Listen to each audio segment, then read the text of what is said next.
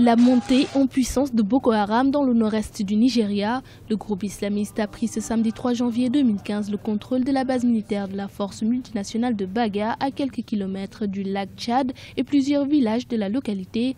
Les troupes nigérianes qui se trouvaient sur le site ont ainsi pris la fuite.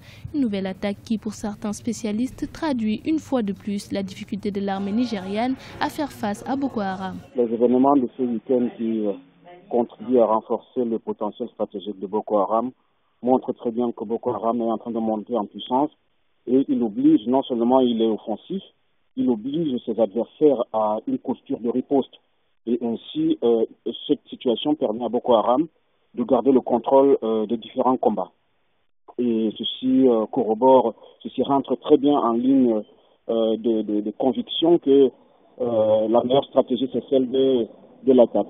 Donc, au fur et à mesure que Boko Haram arrive à perpétrer des attaques à ses adversaires, ils obligent leurs ennemis à cette riposte et donc contrôlent le combat. Pour les observateurs, cette situation constitue également une victoire symbolique et stratégique pour le groupe armé. Elle remet également en cause la stratégie et les moyens mis en œuvre dans la sous-région pour lutter contre le groupe terroriste. Pour que les États de la région puissent faire face à cette menace qui devient transfrontalière, il faut vraiment une coalition internationale sur le plan régional, mais également sur le plan international, parce que les États de la région ne disposent pas de tous les moyens nécessaires pour combattre ce genre de menace.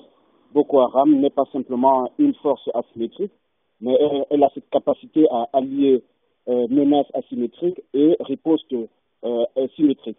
Donc, pour lutter efficacement contre cette menace, il faut une conjonction de facteurs, une conjonction de puissances pour pouvoir endiguer la menace Boko Haram. La prise de la base de Baga inquiète beaucoup dans la région. Ces derniers mois, les insurgés se sont emparés de plusieurs villes dans le nord-est du pays. Cette nouvelle attaque intervient moins d'une semaine après l'enlèvement de 40 jeunes hommes dans le village de Malari, dans l'état de Borno.